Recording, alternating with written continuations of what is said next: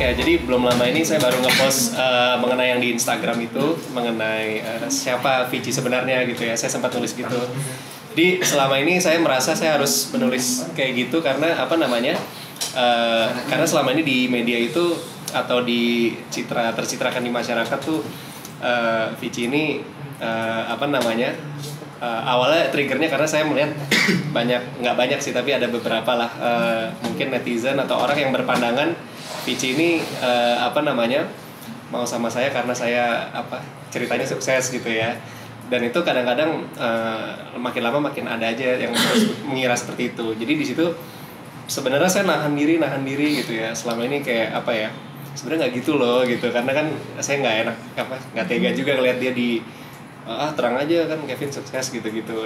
Dari situ saya langsung terenyuh hatinya untuk kayaknya the public must know gitu, maksudnya publik kayaknya harus tahu deh gitu. Dan tapi dilemanya juga nggak mungkin saya kasih taunya pada saat tahun lalu atau 2 tahun yang lalu, 3 tahun yang lalu gitu, karena kan posisinya saat itu saya memang bener-bener lagi bokeh lah kasarnya lagi bangkrut. Jadi ya saya butuh nama baik saya, makanya saya juga belum terbuka sama media juga gitu. Mohon maaf nih, saya baru ngasih tahu sekarang juga.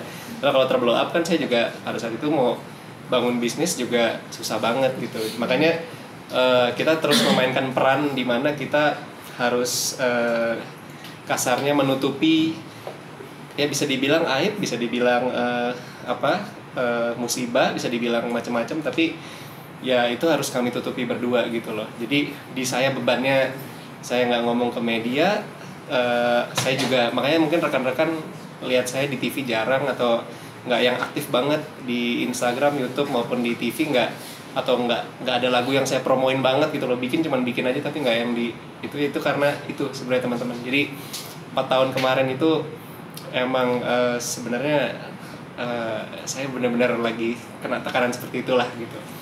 Nah jadi saya memposting trigger pertama karena dia ada saya melihat semua orang, maksudnya banyak framing bahwa dia ini mau sama saya karena saya sukses gitu loh, padahal enggak.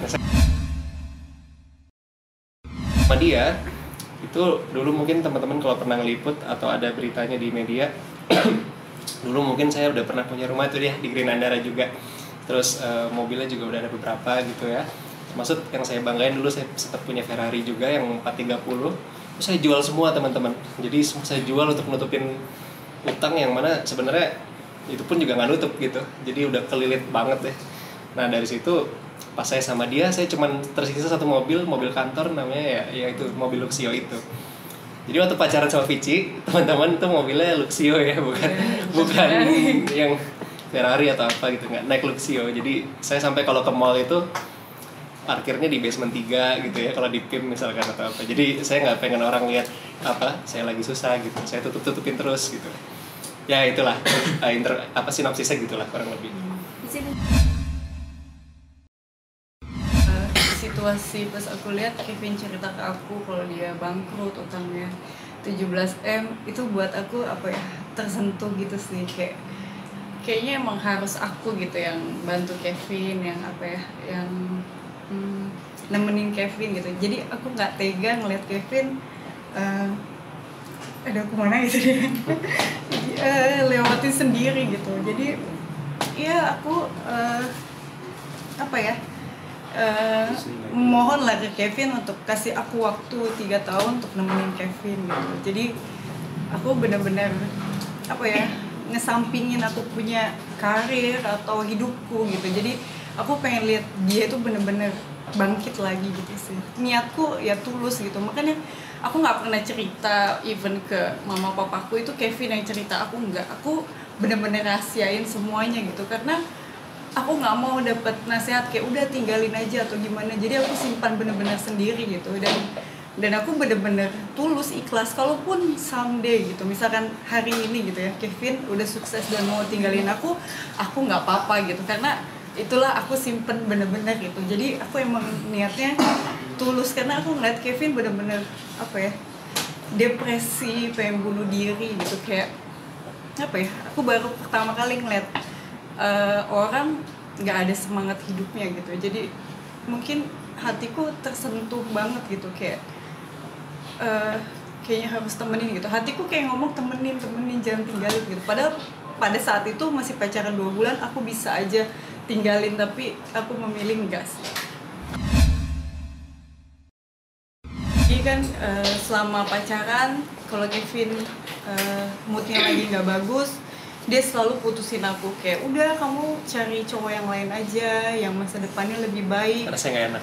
Iya, aku ini masa depannya nggak ada dan aku nggak bisa kasih apa-apa ke kamu gitu. Kamu ngapain masih sama aku? Tapi aku bener-bener nggak mau gitu karena aku takut Kevin terjadi apa-apa gitu kalau aku bener-bener tinggalin. Jadi aku itu sampai memohon kayak please jangan putusin aku sekarang, kasih waktuku 3 tahun untuk nemenin kamu sukses lagi.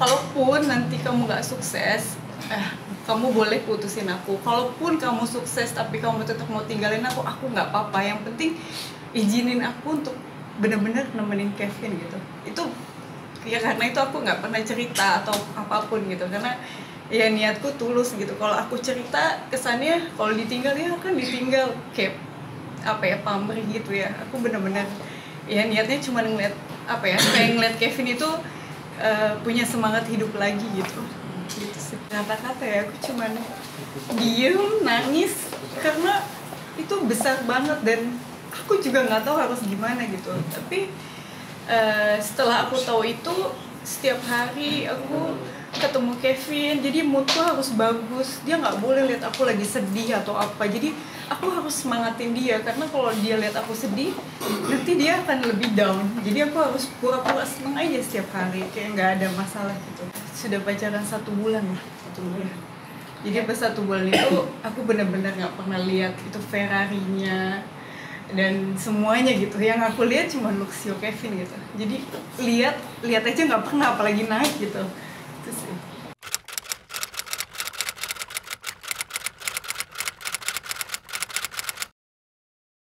Jadi jangan lupa untuk subscribe Cumi Cumi.